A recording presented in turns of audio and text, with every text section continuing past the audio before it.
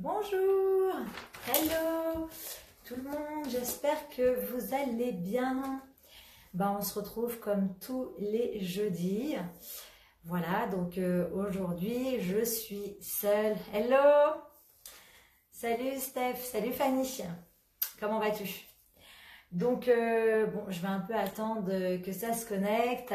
Bonjour, et c'est Cinda. J'espère que vous allez bien. Eh bien aujourd'hui, c'est le dernier live que je vais faire, en tout cas les lives du jeudi, parce que donc pendant cette période de confinement, j'ai fait pas mal de lives tous les jeudis avec des invités pour partager un moment sur le thème de la danse orientale. Donc, le temps que les personnes se connectent, je vais un peu récapituler tout ce que j'ai fait. Donc, le premier live, c'était avec Oriane. Oriane, qui est prof de danse orientale, mais aussi maquilleuse professionnelle. Et du coup, le premier live portait sur le maquillage de scène. Et elle nous avait donné donc toutes ses astuces et ses conseils pour réussir son make-up avant un spectacle. Ensuite, mon deuxième live était avec Yacine Halawa.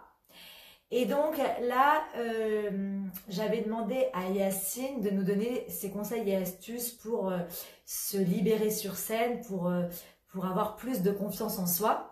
Vu que Yacine, comme j'avais dit, c'est une bête de scène, il est très très à l'aise. Donc c'était aussi un très bon moment de partage. Troisième live, j'ai invité Asia Gemra. Asia Gemra, pionnière, une des pionnières de la danse orientale en France. C'était très intéressant. Donc elle nous avait partagé tout son parcours. Je ne connaissais pas la moitié des choses et voilà, je pense qu'on était tous très admiratifs de voir tout son parcours et toutes ses formations très riches dans différents univers. Voilà. Quatrième live, c'était sur le thème de la musique. J'ai invité Nicolas de Rolin. Et donc là, Nicolas m'avait donné tous ses conseils et astuces pour mieux écouter la musique, mieux comprendre les instruments et du coup réussir son drum solo. Le drum solo qui fait vraiment partie de la danse orientale et qui fait un petit peu peur au début vu que c'est une danse d'improvisation la plupart du temps. Donc voilà, c'était important de mieux comprendre la musique pour mieux danser dessus. Ensuite, bonjour à toutes celles et ceux, mais je pense qu'il y a des filles là qui se connectent. Voilà. Ensuite, le dernier live, c'était avec Yael Zarka, qui est une collègue et amie, et nous sommes de la même génération, donc on a partagé ensemble sur le thème de la pédagogie. Et là encore, c'était intéressant de voir les différentes méthodes qu'on pouvait utiliser. On se rejoignait sur pas mal de choses, mais on avait quand même des différences dans nos pédagogies. Et c'était intéressant de voir qu'en fait, ça dépendait aussi de la personnalité de chacune et que voilà, il n'y a pas une pédagogie clé. Donc, tous ces échanges, moi en tout cas, m'ont plu. J'ai vraiment aimé ce petit concept de faire des lives et de pouvoir partager avec vous. Oh, j'ai oublié Ali, mon mari. Merci Steph. Effectivement, et j'avais également fait avant Yael un live avec Ali qui est coach sportif et effectivement qui nous avait donné beaucoup de conseils et astuces pour mieux comprendre le corps, l'anatomie, ne pas se faire mal, comprendre l'échauffement, l'étirement, etc. Donc c'était vraiment des moments très chouettes à partager avec vous. C'est pour ça que je compte continuer ces petits lives. C'est juste qu'on n'est plus en période de confinement, donc là je le faisais tous les jeudis. Maintenant toutes les personnes ont repris merci Fadel, bonjour. Toutes les personnes en fait ont repris leur activité, le travail, donc voilà, je ne le ferai plus aussi souvent toutes les semaines. C'est quand même en plus beaucoup de travail à chaque fois de préparer les questions, de faire les flyers, etc., etc. Mais je me suis dit que de manière ponctuelle, ça pouvait être très sympa de continuer sur ce format. Donc, je continuerai à en faire, alors peut-être une fois par mois, une fois tous les 2 mois, je ne sais pas. Et si vous restez, vous serez à la fin du live qui sera donc ma prochaine invitée pour là, ce mois de juin, je pense. Voilà, mais je pense que je l'inviterai plutôt vers la fin du mois de juin. Voilà, voilà. Donc, écoutez, je vais commencer par un peu plus me présenter, parce que c'est vrai que depuis le début, j'ai fait l'intervieweuse, plus j'ai posé les questions. Donc là, je me suis dit que j'allais un peu plus me présenter et expliquer mon parcours. Voilà. Et ensuite, si vous avez des questions, eh bien, j'y répondrai avec grand plaisir. Donc, alors, mon parcours. J'ai commencé la danse orientale assez jeune, à l'âge de 15 ans, avec une professeure qui était pas très loin de chez moi, dans le 14e, et donc qui s'appelle Myriam Douillou. Donc, vraiment, Myriam Douillou m'a beaucoup appris. Vraiment ma danse, toutes mes bases, mes accents, mes ondulations. J'ai vraiment fait tout mon apprentissage du mouvement, j'ai envie de dire, et de la technique orientale avec Myriam. Et j'aimais beaucoup sa manière d'enseigner, c'est une excellente pédagogue. Elle avait toujours une manière très imagée d'expliquer les choses. Donc, vu que moi je suis dans le visuel, ça fonctionnait vraiment très bien. Et voilà, j'adorais aller à ses cours, il y avait une bonne énergie, une bonne ambiance. Donc vraiment, si Myriam passe par là, en tout cas, merci pour tout ce que tu m'as enseigné et transmis. Voilà. Donc j'ai fait un bon petit bout de chemin, peut-être de 15 ans à 19 ans, 4 ans, avec Myriam Douillou de manière exclusive. Ensuite, j'ai découvert une autre professeure. Bonjour Anasma. Bonjour à tous ceux et celles qui rejoignent la vidéo. Donc ensuite, il y a une autre professeure que j'ai suivie pendant quelques années qui m'a beaucoup apporté. C'est Samoria. Alors son nom de scène, c'était pas Samoria, c'était Amavi Madje. Voilà. Et elle, ce qu'elle m'a apporté, c'est plus le côté scène. Parce que j'ai intégré sa troupe et on avait réalisé un spectacle qui s'appelait Femmes en correspondance orientale. C'était un spectacle engagé, c'était beaucoup de travail et du coup ça a été très formateur pour moi. Moi je faisais aussi les cours avec Amavi Madje, hein. J'ai fait des années de cours et en même temps je faisais les répétitions pour la compagnie.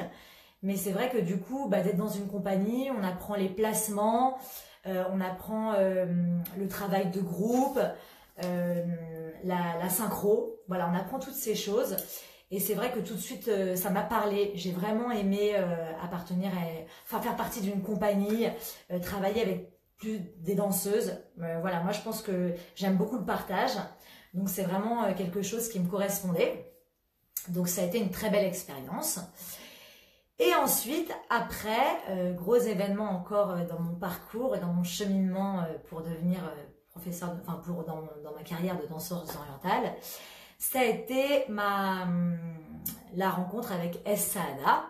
Et voilà, j'ai intégré la compagnie Es Saada. Alors Es Saada, c'était une troupe composée de 5 danseuses, je crois que j'étais la 6e. Donc il y avait Yael, Tali, Bina, Sonia, Aya. Et donc j'étais la 6e. Voilà, en tout cas moi quand j'ai intégré la compagnie, c'était cette composition-là au niveau des danseuses. Et du coup, c'est vrai que c'était des danseuses, elles m'ont apporté un nouveau souffle à la danse. Elles étaient, elles avaient, j'ai envie de dire, quand je suis arrivée dans cette compagnie, en fait, les filles, elles étaient vraiment déjà dans le monde de la danse orientale, elles s'étaient formées à l'étranger, avec des profs étrangers, alors que moi, jusque-là, j'étais vraiment restée région parisienne. J'avais fait Myriam Douillou, j'avais fait aussi un peu des cours avec Laïla Haddad, j'ai fait Amavi Madje, mais du coup, je suis restée dans ce cercle, et qui me convenait très bien, donc je n'avais pas du tout ouvert les horizons, et je ne savais pas ce qui se passait en dehors de cette première famille de la danse orientale. Donc avec les Saada, j'ai découvert les profs égyptiens, on est parti en Égypte, on est parti à l'étranger. Donc vraiment, j'ai commencé à voir une autre facette de la danse orientale qui m'a également beaucoup plu. Et donc voilà, j'ai vraiment, ça a été une expérience très très enrichissante, la compagnie Es Saada. À partir de ce moment-là aussi, ma danse a évolué parce qu'elle a eu un nouveau souffle. Donc j'ai appris de nouvelles techniques que je n'avais pas encore apprises. Donc voilà, ça a été beaucoup de nouveautés cette compagnie. D'ailleurs, au début, j'étais pas forcément à l'aise dans la compagnie Estada. J'étais tellement restée avec ma première famille de la danse orientale que j'étais assez impressionnée, pour tout vous dire. Donc j'ai beaucoup travaillé, mais voilà, c'était une super expérience. Ce qui était génial aussi dans cette compagnie, c'était que en fait, il n'y avait pas de chef de compagnie. En fait, donc c'était une compagnie avec 6 danseuses, et en fait, on a monté un spectacle, et en fait, avec un orchestre d'ailleurs. Et en fait, ce spectacle, on a toutes mis la main à la pâte et on a toutes participé à la création, à l'élaboration de ce spectacle. Toutes les tâches étaient divisées. Donc, on s'occupait à la fois de la communication, de la location de la salle, la gestion des musiciens, les flyers, les répétitions, la création chorégraphique. Toutes les tâches étaient partagées. Voilà. La musique, voilà. Donc c'était un vrai partage et ça c'était vraiment génial parce que du coup, c'est vrai que par exemple dans ma première compagnie avec Amavi Madjé, j'étais Hello Binouche, bonjour à toutes et à tous. Je dis bonjour à Binouche parce que je l'ai vu là il y a une demi-heure. Donc du coup, c'est vrai que donc avec Amavi Madjé, j'étais vraiment danseuse-interprète et c'était la chorégraphe. Donc vraiment, j'apprenais les chorégraphies et voilà, j'étais exécutante, ce qui me plaisait. Hein. Mais du coup, avec Estada, j'ai vu encore autre chose, puisque là, je participais donc à la création chorégraphique, à toute la partie gestion, organisation. Donc c'était encore une autre expérience et c'était très formateur. C'est vrai qu'après ça m'a servi. Après quand moi j'ai voulu créer ma propre compagnie et faire des spectacles, bah forcément le fait d'avoir fait partie de Estada m'a beaucoup aidé. Voilà, donc ça c'est les grands axes. J'ai aussi après Estada intégré une autre compagnie, c'était une compagnie de folklore avec le chorégraphe et maître égyptien Khaled Seif. Donc il faut savoir que moi j'aime beaucoup l'enseignement et la pédagogie de Khaled.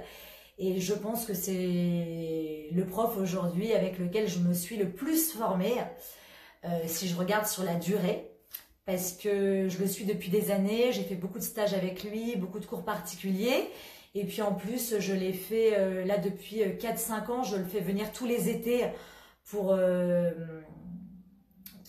sais plus si c'est 10-20 heures de formation, enfin tout un week-end en tout cas, de formation avec Khaled. Donc c'est vrai que voilà, j'aime beaucoup et je lui dois également beaucoup. Au niveau des cours, bon, j'ai vu tester plein de cours, j'ai fait beaucoup de cours, mais en cours régulier, dernièrement, j'ai fait des cours avec Karim Gad pendant 1 an. Dès qu'en fait il est venu à Paris, forcément, j'ai voulu essayer sa méthode et travailler avec lui. J'ai beaucoup apprécié, j'ai appris beaucoup de choses. Mais bon voilà, c'était après c'est au niveau de mon organisation, comme vous le savez. Salut Yael. Comme vous le savez peut-être déjà, je suis maman et du coup de tout gérer, mon métier, maman, d'aller au cours de danse. Bon, puis j'y allais en voiture, à chaque fois j'avais les embouteillages, donc je me suis démotivée. Voilà, s'il avait été à côté de chez moi, honnêtement, j'aurais continué, mais voilà, ça faisait un petit peu loin. Donc je me suis démotivée, mais en tout cas pendant 1 an, voilà, c'était également très intéressant de suivre ces cours. J'ai fait aussi des cours particuliers avec Mayodi. Mayodi, je l'ai fait vraiment surtout en stage et en cours particulier. Il m'a aussi beaucoup aidé à prendre confiance en moi parce que sur scène, bah c'est pas, je travaille, je suis travailleuse, ça c'est une qualité, mais voilà, j'ai pas forcément, quand j'arrive hyper confiance en moi, je me dis pas, oh là là, je vais manger la scène comme Yacine, pas du tout. Donc du coup, Mayodi, il est génial en ça, je trouve que c'est quelqu'un de très généreux, qui met vraiment les gens à l'aise. Dès qu'on est avec lui, on se sent à l'aise. Et là-dessus, il m'a beaucoup apporté. Voilà, c'est vrai que quand j'avais en fait un solo sur scène, ben, parfois je prenais un cours particulier avec Mayodi pour lui montrer mon solo et qui me permettent justement de prendre confiance en moi et de me mettre à l'aise. Donc merci Mayodi, si tu passes par là. Et puis voilà, et ensuite j'ai fait des stages avec la terre entière. Je pense que tous les profs qui sont venus à Paris, j'ai fait des stages. À chaque fois que je suis partie dans des festivals, j'ai fait des stages.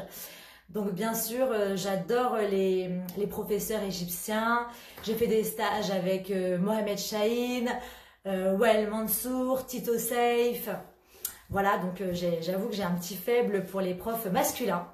J'aime beaucoup leur manière d'enseigner. Puis surtout, c'est vrai que je trouve qu'avec un homme, du coup, quand après nous, on danse la chorégraphie et on se met en scène, forcément, on peut plus, comment dire, on peut, vu qu'on n'a pas, l'homme, c'est pas, on va pas le suivre parce que c'est un homme, donc du coup, on va remettre l'énergie à notre sauce de manière féminine. Et du coup, c'est un exercice intéressant et j'ai toujours aimé les profs hommes. Il y a aussi une prof que j'ai beaucoup aimée, j'ai un coup de cœur pour cette prof, c'est Diana Tarkan. J'ai fait des stages avec elle en Égypte et en région parisienne, Loli l'avait invitée. Et vraiment coup de cœur pour Diana Tarkan, super pédagogie, très bonne chorégraphe, de très belles chorégraphies. Donc voilà, j'ai vraiment beaucoup aimé. Bon, en tout cas, vous voyez, je n'ai pas arrêté de me former, je me forme toujours. Hein, dès qu'il y a un prof égyptien, Mercedes Neto, voilà, dès que quelqu'un vient à Paris, je fais les stages, je me déplace moins. Mais j'essaye de vraiment faire tous les stages. Ah oui, et bien sûr, j'allais oublier mon maître de la chorégraphie, Yousri Sharif, que je fais tous les ans depuis des années. Je suis là à chaque week-end de formation. Et donc pour moi, Yousri est un génie de la chorégraphie. Il a une musicalité hors norme. Enfin, hors norme, il a une musicalité très à lui. Et je trouve qu'elle est extraordinaire. Je suis vraiment en admiration de son travail. Quand on fait les stages avec lui, c'est quelqu'un qui est habité, Yousri. Et donc voilà, bien sûr, il fait partie de mon parcours de formation. Donc j'espère avoir omis personne, donc vraiment dans les personnes que j'ai vraiment suivies. Si c'est le cas, je m'excuse, mais c'est vrai que j'ai fait tellement pendant des années. Voilà. Ensuite, au niveau de mon parcours, j'ai donc enseigné la danse orientale, j'ai commencé très jeune, j'ai commencé à 19 ans. Voilà, donc je me suis un peu jetée à l'eau sans savoir où j'allais. C'est vrai qu'à la base, je voulais pas être prof de danse orientale. Enfin, c'est vrai que j'avais un peu les a priori. Pour moi, vivre de l'artistique, c'était compliqué. Donc je me disais, j'arriverai jamais à vivre de la danse, c'est difficile. Donc je faisais ça en plus. Et c'est vrai que je me suis dit, pourquoi pas donner des cours particuliers en parallèle avec mes études. Je me suis dit, c'est plus sympa que faire du babysitting, ça me plaît. Donc voilà, je l'ai vraiment fait. Il n'y avait aucune pression de ma part. C'était un plus. Ça me permettait de transmettre et de partager ma passion. Et puis j'ai commencé très modestement avec des cours d'initiation et des cours pour débutants parce que j'avais pas bien sûr le niveau de faire plus. Même si je prenais déjà beaucoup de cours et de stages, je n'avais pas la formation nécessaire pour vraiment enseigner et prétendre être prof de danse orientale. Donc dès le début, je le disais à mes élèves que je faisais mes études et que la danse c'était vraiment un petit plus. Voilà, au début c'était comme ça. Donc j'ai fait mes études qui n'ont rien à voir avec la danse orientale. J'ai obtenu un bac économie ES. Voilà, ça s'appelait parce que je crois que ça a changé bac ES. Ensuite, j'ai fait une licence éco-gestion. Ensuite, j'ai fait un master dans une école de commerce. Voilà, donc c'était un master négociation, option communication. Une fois que j'ai eu mon diplôme, mon master, j'ai fait même pas un mois en entreprise. Je me suis rendu compte que le monde de l'entreprise n'était absolument pas fait pour moi. Vraiment, c'était voilà, l'entreprise, être dans un bureau, ça ne me correspondait pas du tout. J'avais besoin d'être dans le partage et dans la transmission, encore une fois. Et du coup, j'ai plaqué tout du jour au lendemain et j'ai décidé de devenir professeur des écoles. Ma vocation première, depuis toute petite fille, j'ai voulu être professeur des écoles. Après, voilà, un peu pour faire plaisir à mes parents, j'ai fait des études, j'ai fait le master et tout ça, mais voilà, ça ne me convenait pas. Donc j'ai passé le concours de professeur des écoles en candidat libre à l'Académie de Paris, en plein milieu d'année. Et du coup, j'ai eu le concours à Paris et je suis devenue professeur des écoles. J'ai fait ma formation donc en tant que professeur stagiaire à l'IUFM, une formation d'1 an du coup. Vu que normalement l'IUFM c'est en 2 ans, mais la première année c'est la préparation au concours. Vu que je l'ai obtenu avec le CNED, j'ai seulement fait la 2e année à l'IUFM. Et ensuite, eh ben, je suis devenue du coup professeur des écoles. Je n'ai fait que 2 ans. Ça a été très rapide. En fait, au début, ma vision première, c'était d'être moitié professeur des écoles, moitié professeur de danse. Donc dès le début, je me suis mis à mi-temps professeur des écoles. Et je me suis dit, bah voilà, c'est génial, je vais allier mes 2 passions, la danse et l'enseignement. Donc voilà, j'avais trouvé mon équilibre dans ce schéma. Et puis finalement, bah, la danse que j'avais commencé vraiment tout petit, chaque année se développait. Je rajoutais un cours par-ci, un cours par-là, puis un cours pour enfants. Et puis je faisais de plus en plus de prestations et les compagnies, etc.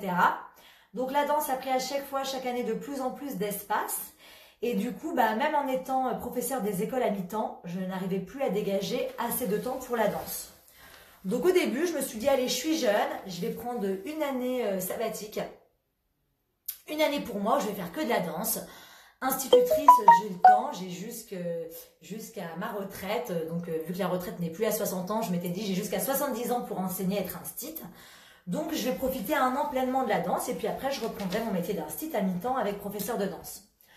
Sauf que bah, j'ai pris une année de dispo, puis 2, puis 3, puis 4, puis 5, puis 6.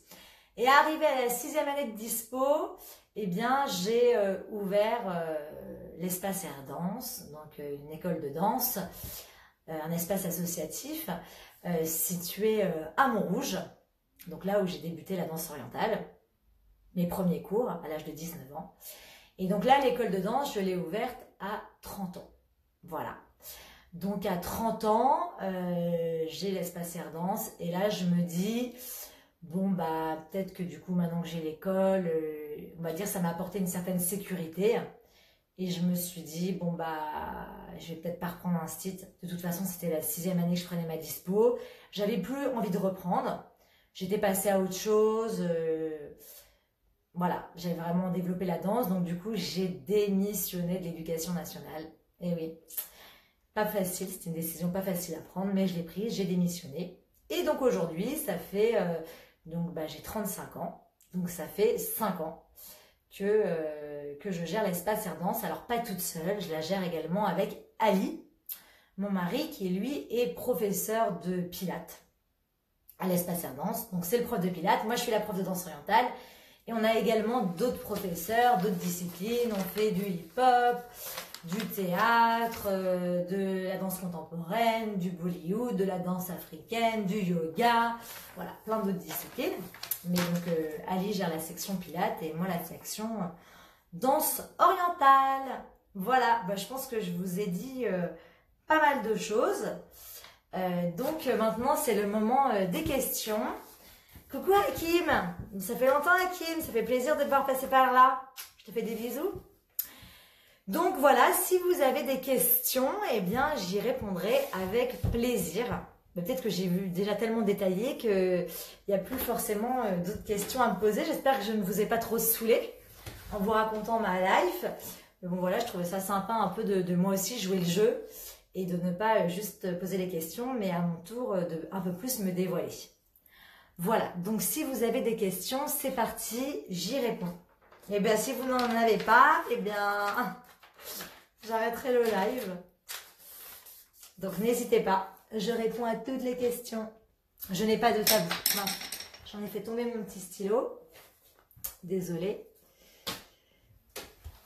Alors, Chimie Studio me demande comment as-tu géré ta grossesse avant avec la danse orientale?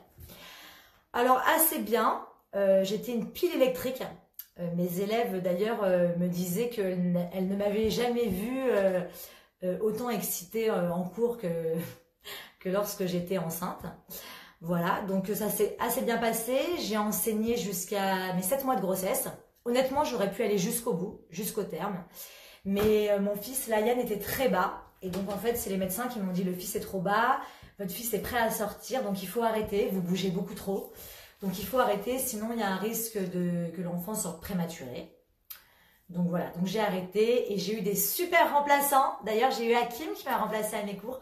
Franchement, j'ai eu les remplaçants, mais la crème de la crème parisienne de la France. J'ai eu Inde qui m'a remplacé. J'ai eu Zoom Zoom. J'ai eu Hakim.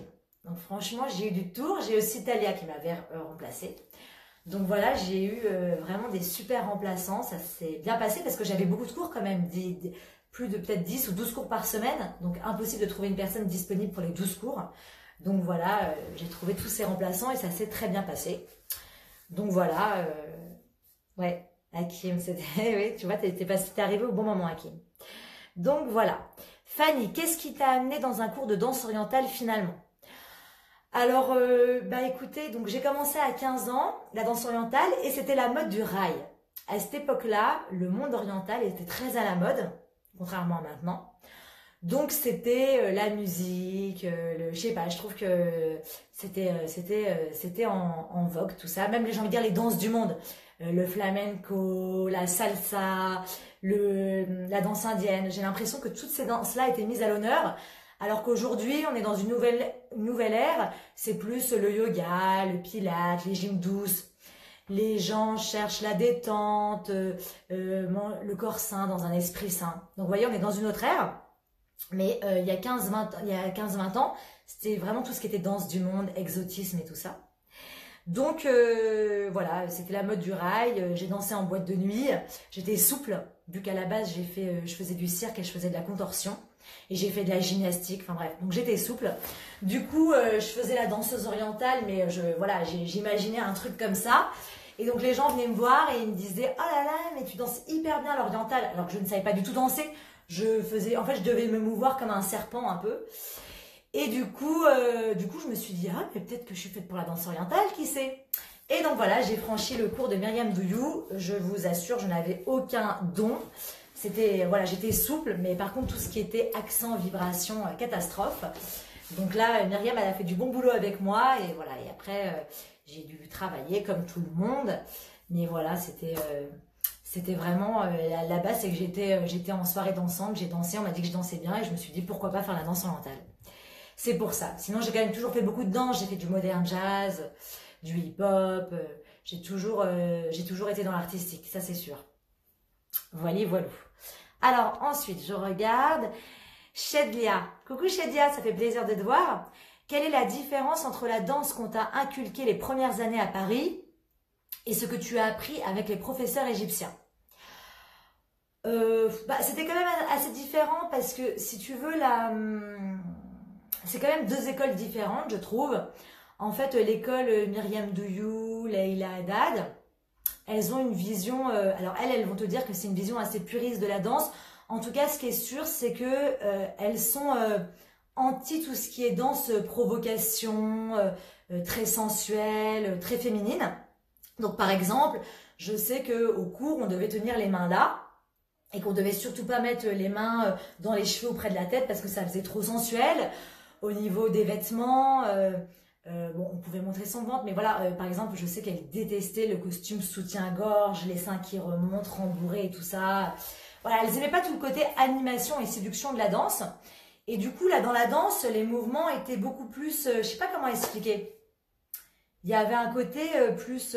j'arrive pas à trouver mon mot, mais bon, j'espère que vous m'avez compris.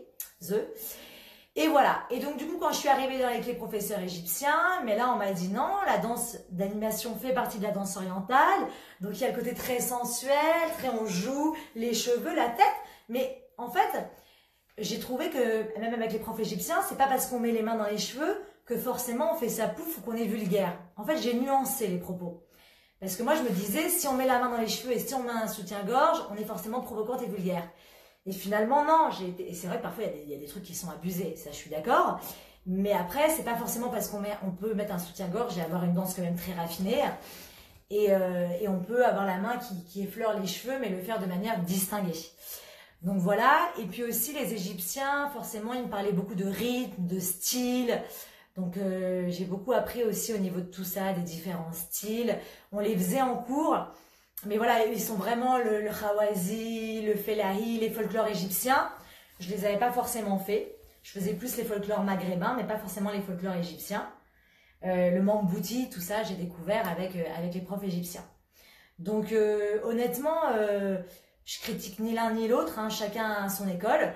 Moi, c'est vrai que j'ai vraiment, du coup, je suis tombée sous le charme de l'école entre guillemets égyptienne avec les Égyptiens.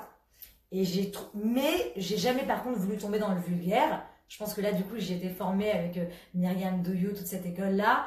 Voilà, j'ai toujours, même si j'ai mis des soutiens-gorge et j'ai mis des costumes de pièces, mais j'ai toujours fait en sorte que ça reste très pas vulgaire, quoi. Mais en même temps, c'est ma personnalité, je suis comme ça. Donc voilà, ça me convenait très bien. Mais après, il y a des choses à prendre partout, hein. Il y a pas de... Moi, j'aime pas mettre les choses dans des cases, les gens dans des cases. Il faut rester ouvert.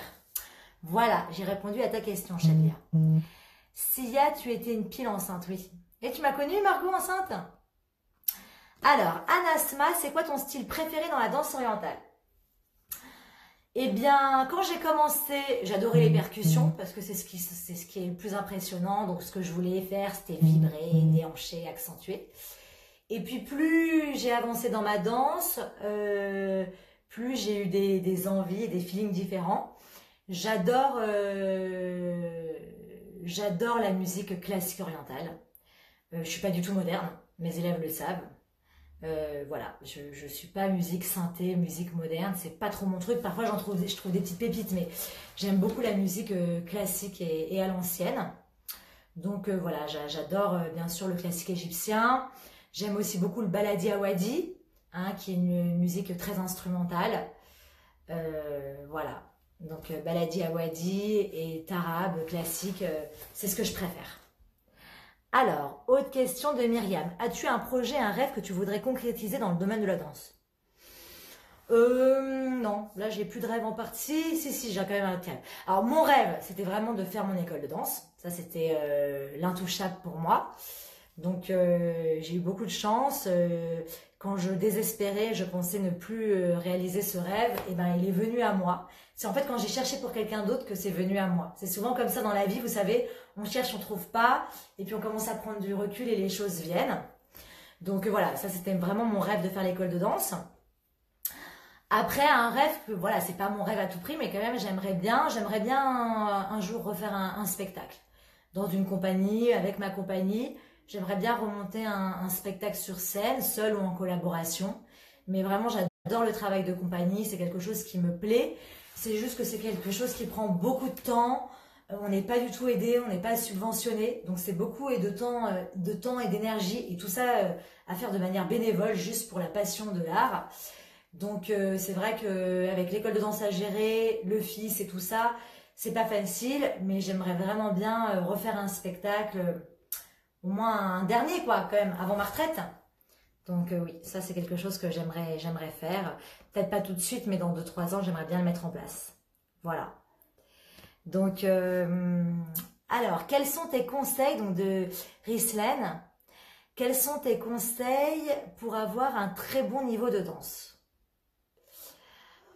Bon, alors, pour avoir un très bon niveau de danse, hein, c'est comme tout, il faut travailler. Donc, je te dirais, te former au maximum, des cours, des stages, aussi s'entraîner de manière individuelle pour essayer justement de former aussi son propre style. Mais donc voilà, je pense que c'est vraiment le travail et aussi ne pas s'enfermer avec un seul et unique professeur. C'est bien, je pense, qu'on veut vraiment avoir un bon niveau et se professionnaliser ou aller en tout cas plus loin. C'est bien d'aller voir différents professeurs tout simplement pour ouvrir sa danse, pour ouvrir tout son champ. Parce qu'on se ferme qu'à une personne, même si on a une prof et que c'est la meilleure du monde, bah, il y a un moment où on a fait le tour. Donc c'est bien ensuite d'aller aussi se ressourcer et de faire des stages et des cours ailleurs. Bon, mais s'il y a des élèves à moi là qui font le live, je suis pas en train de vous dire de toutes me quitter, de me laisser pour aller voir d'autres profs. Hein. Mais voilà, c'est sûr, moi parfois j'ai des élèves qui me suivent depuis des années. elles me connaissent par cœur. Si elles me disent Sia, on va aller voir ailleurs, bah, je leur dirai oui, et puis tu as raison, il y a un moment, faut changer.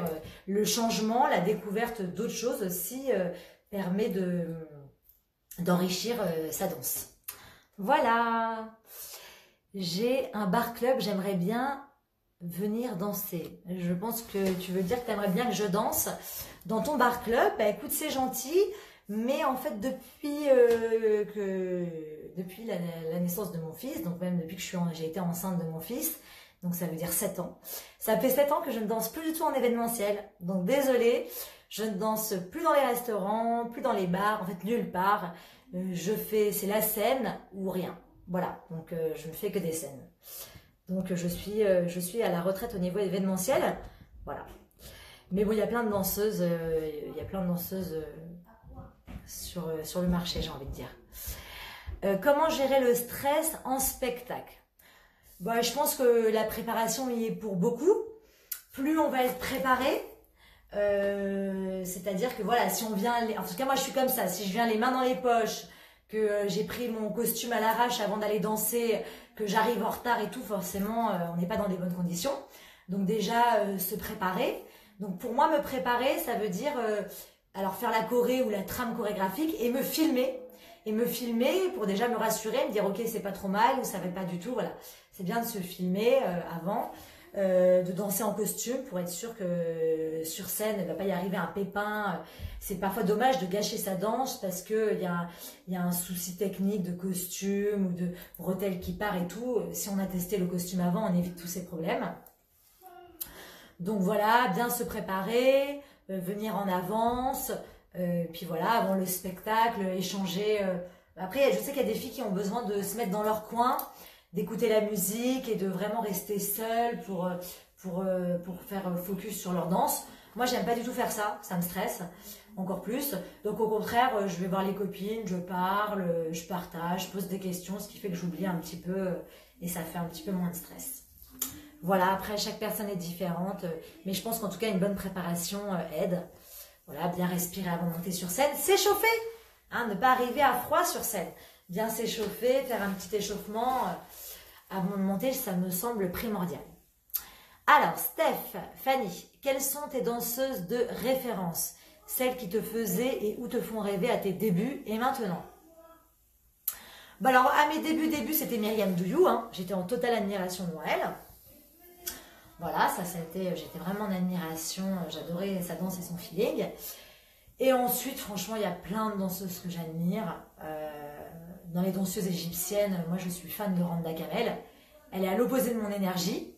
Quand je fais un stage avec elle, je suis obligée de m'asseoir pour la regarder parce que dans mon corps, ses mouvements ne vont pas dans mon corps. Mais j'adore Randa Kamel. Je trouve qu'elle a tout, cette femme. Je trouve qu'elle a la technique. Des accents, des ondulations de fou, un charisme, c'est Tina Turner quoi, de la danse orientale, un charisme fou, une super musicalité, une très belle interprétation. Voilà. Moi j'aime beaucoup Randa, mais après j'en aime plein d'autres, vraiment j'en aime plein d'autres. Dans les danseuses dans d'autres parties du monde, j'adore Mercedes Nieto. Je suis fan, j'aime trop ce qu'elle dégage. Je trouve qu'elle est habitée, cette fille. Elle est vraiment habitée quand elle danse. Voilà, c'est celle qui me procure le plus d'émotions. Elle est tellement à l'aise. Ouais, elle est vraiment hyper à l'aise. Elle est solaire. Je trouve qu'elle a une énergie très solaire. Ouais, quand elle danse, je sais pas, il y a des rayons lumineux autour d'elle. Donc voilà, j'aime beaucoup Mercedes. En France, franchement, j'admire plein de danseuses, plein. Donc j'ai peur de les citer parce que si j'en oublie, je veux pas, je sais pas qu'on vienne me dire Annie, tu vas pas Annie. Mais voilà, franchement, j'aime beaucoup de danseuses. Et puis ça dépend des feelings, tu vois. Je vais regarder une vidéo, je vais me dire waouh, quelqu'un va vraiment me transcender. Puis sur une autre vidéo, bah, je vais regarder, je vais me dire oh bah en fait bof. Donc ça dépend des danses, ça dépend des chorégraphies, ça dépend de plein de choses. Par exemple là, vous savez quand Yael, elle a fait ses shows spectacles pendant le confinement, il y a une danseuse que j'ai adorée, j'ai eu un coup de cœur, c'est Jade. C'est bien ça, hein, j'espère que je ne me trompe pas. Jade du Brésil. Elle a fait un espèce de baladier au Khawazir. J'ai adoré J'ai beaucoup aussi aimé, j'ai oublié, comment elle s'appelle, Gulden. Gulden aussi, qui avait fait un baladi très sympa. Mais j'en aimais plein. Franchement, je suis pas une fille qui a des préférences. J'ai pas un plat préféré, une couleur préférée. Il y a plein de choses que j'aime bien. Mais voilà, j'arrive pas à me décider sur un seul truc parce que ça change trop selon le jour, l'ambiance, l'humeur. Je suis assez changeante. Mes amis le savent. Elles m'appellent la girouette. Donc j'ai pas de préférence, un truc en particulier. Voilà, j'ai plusieurs préférences. Alors, comment faire partie d'une compagnie de danse? Ça, c'est Leïla, c'est mon élève, et je sais que son rêve, c'est de faire partie d'une compagnie, je l'ai bien compris. Ben écoute, ma chérie, le truc, c'est que les compagnies de danse, souvent quand on intègre une compagnie, il faut déjà avoir un niveau de danse intermédiaire avancé, donc il faut déjà pratiquer la danse orientale depuis plusieurs années. Alors ça dépend, il y a des professeurs qui font des compagnies et qui du coup vont, quand elles repèrent une élève qui a du potentiel, vont lui demander d'intégrer la compagnie. Il y a aussi des compagnies, je pense notamment à la compagnie Thalie, qui elle fait des castings tous les ans pour recruter des filles dans sa compagnie, donc tu peux faire aussi des castings. Voilà, il y a différentes manières. Moi je t'avoue Leïla qu'à la base j'étais censée faire des castings tous les ans pour le ballet Egyptia. Mais je me suis attachée aux filles, comme d'hab. Et du coup, j'ai pas fait de casting. Il y a eu un casting et il n'a pas été renouvelé. Alors que je devais le faire tous les ans. Mais t'inquiète pas, Leïla, j'ai bien noté dans un coin de ma tête que t'aimerais intégrer une compagnie. Je l'ai bien noté. Quand penses-tu reprendre les cours Arby Loyalty? Ça, c'est aussi mon élève, Eva. Donc écoute Eva, je pense reprendre les cours qu'en septembre, hein, vu que les cours ne pourront pas reprendre avec le confinement avant le 22 juin. Donc la date de fin de mes cours est au 20 juin. Donc du coup, je pense, enfin c'est même sûr, je vais reprendre les cours au mois de septembre. J'espère que les conditions vont, qu'on pourra reprendre avec des mesures moins strictes. Voilà. Et puis, je ne sais pas si je vais pouvoir faire des stages d'été au mois de juillet. J'y pense. J'attends un peu de savoir quelles vont être les autres directives gouvernementales. Voilà, donc Eva, je fais quand même 3 cours par semaine en vidéo. J'espère que tu les fais. J'espère que tu es bien inscrite au cours. Voilà. Alors, Tia Bou me dit Jade est géniale. Oui, je partage ton avis et Gulden est incroyable. Mais tu vois, on a les mêmes goûts. Je suis d'accord avec toi. Voilà, alors je regarde, mince, j'ai fait une bêtise. Je regarde s'il y a d'autres questions. Halawa Yacine est là. Hi Yacine, comment vas-tu? Yacine, si tu me vois là, entre parenthèses, dimanche, where is the com? Tell me parce que j'ai pas vu la com. Hein, tu es censé faire un petit passage dans Allo Yacine Halawa dimanche. Donc là, je suis un peu à l'ouest, j'ai pas trop regardé. Rislène, est-ce qu'on peut louer la salle pour s'entraîner? Non, désolé. C'est vrai que... Enfin, là, en plus, c'est le confinement. Ah oui, tu parles pendant le confinement? Je sais pas. Écoute, faut que j'en parle avec Ali. C'est vrai que là, on l'a vraiment fermé l'école. Et en fait, si tu veux venir t'entraîner, ça veut dire que moi, je dois me déplacer pour t'ouvrir la salle. Donc, je suis pas sûre. Écoute, je te propose de me contacter en message privé. Et je vais voir avec Ali, mais bon là à la base on avait vraiment tout fermé pour prendre le moins de risques possible. Voilà. Eva, Arby Loyalty, oui je les vois juste l'ambiance ensemble aussi, super. Je les vois juste, il faut les faire les cours, faut pas juste les voir. Alors Fanny me demande quel est ton meilleur souvenir de scène? Bah tous mes gros spectacles. Hein. Donc le spectacle avec les Sada, c'était un magnifique souvenir. Le spectacle avec Amavi Madjé, c'était un magnifique souvenir. Et le spectacle avec les Sherazade, encore un magnifique souvenir. Mes plus beaux souvenirs de scène, c'est mes souvenirs de compagnie, parce que c'est pas juste un solo de 5 minutes ou une apparition. C'est vraiment des spectacles qu'on travaille sur 1 an, 2 ans, qu'on travaille toutes les semaines, tous les week-ends. Qu'on voit un spectacle, qu'on participe à la création, on le voit se former. C'est vraiment un bébé, un spectacle de danse. C'est tellement de travail, d'énergie, il faut tout penser. Il faut penser musique, il faut penser costume, il faut penser transition. Voilà, donc c'est un tel travail que forcément, quand après on les vit sur scène, en plus, on se dit, imaginez, déjà quand on danse 5 minutes sur scène, on se dit, oh là là, 5 minutes, on a l'impression que c'est 2 secondes. Donc imaginez 1 heure de spectacle pour 1 an de préparation. Et en 1 heure, le spectacle, il est fini. Donc je pense que c'est les moments les plus forts et les plus intenses, parce qu'en plus, on partage 1 heure avec le public. Donc je pense que c'est eux mes moments les plus forts. Mais après, toutes mes scènes, je garde un bon souvenir. Vraiment toutes mes scènes, sauf une scène que j'ai fait en Égypte, où je devais danser sur une musique, c'était à mes débuts, et qu'on m'a mis une autre musique qui n'avait rien à voir avec la musique que j'avais choisie. Là, j'ai cru que j'allais pleurer sur scène. En plus, on m'a enchaîné, c'était avec orchestre, donc en impro. Donc déjà, tu danses en impro sur une musique que tu connais, mais finalement, on te met une musique que tu n'as pas travaillée. Donc imaginez la pression. Et en plus, ils m'ont enchaîné 8 ou 9 minutes, c'était le solo interminable. Donc là, je suis sortie de scène en pleurant, ça c'était pas un très bon souvenir. Mais sinon, dans l'ensemble, je garde de très très bons souvenirs de scène. Voilà, voilà. Donc, Yael. Ah Yael, tu écoutes? Je croyais que tu étais partie. Tamraenna, exactement, tu te souviens. D'ailleurs, franchement, Yael, elle avait été super ce jour-là. Parce que donc moi, j'étais sortie en pleurant, ouah, et tout ça. Et elle était venue me voir, elle m'avait dit, mais Sia, c'est pas grave, reprends-toi, c'est très bien, tu t'es quand même bien débrouillée. Enfin bref, elle avait eu plein de paroles bienveillantes à mon égard pour que je me reprenne et pour me rassurer, pour me dire que ce n'avait pas été catastrophique. Non, c'était même 9 minutes, hein, parce qu'ils m'avaient enchaîné Tamraenna, ensuite ils m'ont mis un Baladi Awadi et ensuite un drum solo, un solo percussion. J'ai eu la totale, je m'en souviendrai toute ma vie de ce moment. Tous les spectacles, ceux dans lesquels tu as eu de bons souvenirs, existent en vidéo. Le spectacle de Sherazade, oui, je l'ai en vidéo. Le spectacle d'Amavi Madjé, elle l'a en vidéo. Et le spectacle de Sada, c'est notre grand regret à toutes. Malheureusement, toutes les vidéos ont été perdues. Je connais plus trop l'histoire, j'ai pas envie de la remixer. Mais bref, on n'a aucune trace de notre spectacle à Sada, c'est horrible. Mais on n'a aucune trace, pas de vidéo. Donc ça restera juste un très beau souvenir dans notre tête. Et je suis vraiment, on est toutes très déçues parce que, enfin voilà, moi ça remonte à quand même des années. Bah, ça remonte à 10 ans, je crois. Ouais, c'était il y a 10 ans. Et du coup, voilà, ça aurait été rigolo de pouvoir se revoir, de voir notre évolution, chaque danseuse. Ça, c'est vraiment... ouais, on ne sait pas ce qu'il a fait, celui qui devait nous faire le montage, mais on a perdu toutes les vidéos, c'est dramatique. C'est vraiment pas de chance.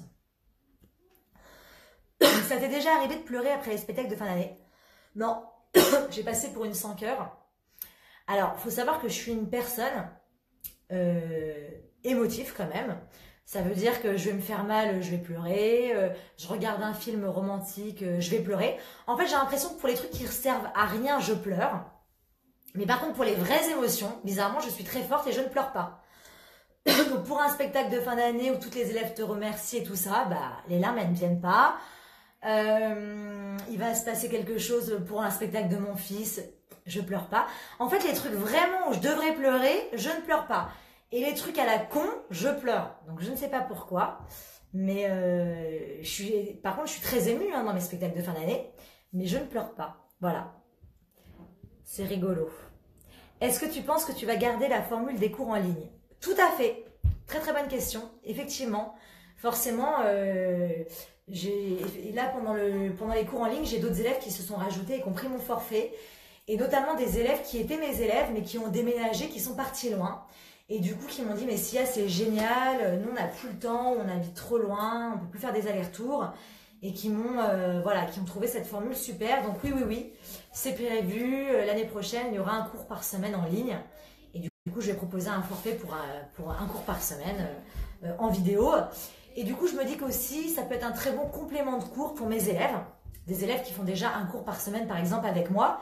Et parfois, j'en ai qui veulent faire plus, mais qui ne peuvent pas parce que le créneau ne correspond pas, ou alors parce que tout simplement, elles n'ont pas le temps et du coup, elles sont frustrées. Du coup, je me dis qu'elles peuvent faire un cours en présentiel avec moi et un cours en vidéo.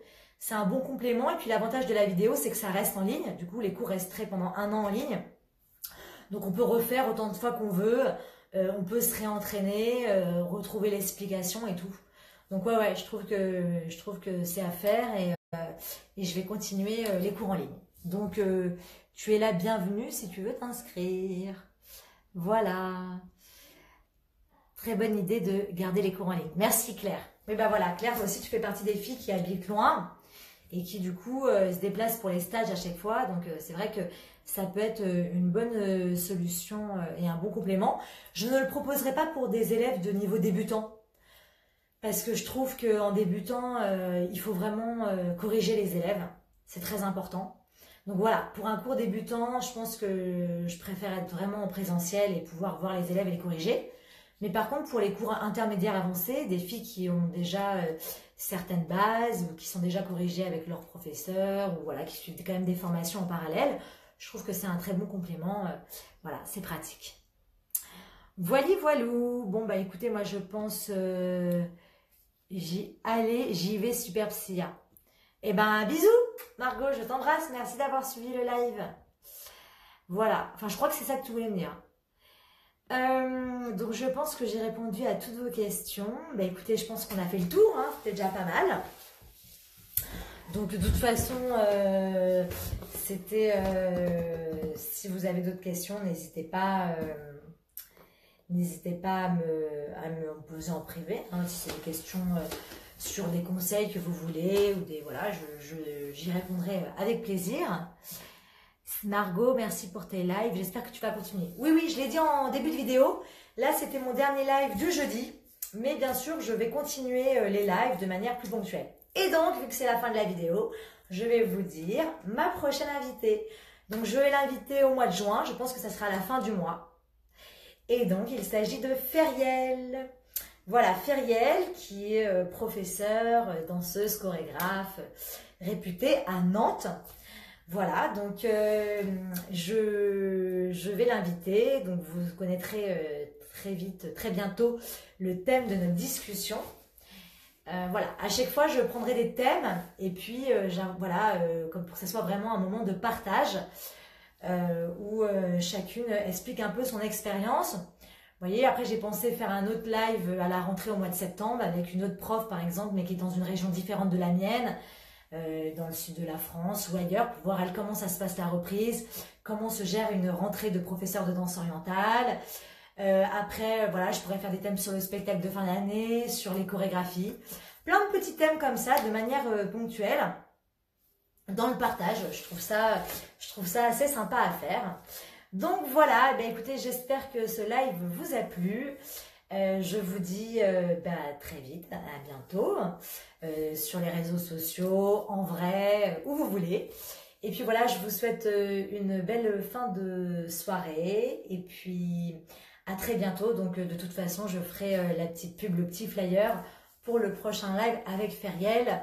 Et je le ferai pas un jeudi, bien sûr, parce que ça y est, maintenant on a tout repris notre vie. Donc je pense que je le ferai plutôt un week-end ou un vendredi soir, veille de week-end, voilà. Quelque chose comme ça. Je vous embrasse toutes bien fort. Je ne sais pas s'il reste un garçon. S'il y a des garçons, je vous embrasse aussi. Moi, on s'embrasse de loin, toujours. Hein. Et puis, je vous dis à bientôt. Vive la danse, vive le partage. Et voilà. À bientôt. Au revoir.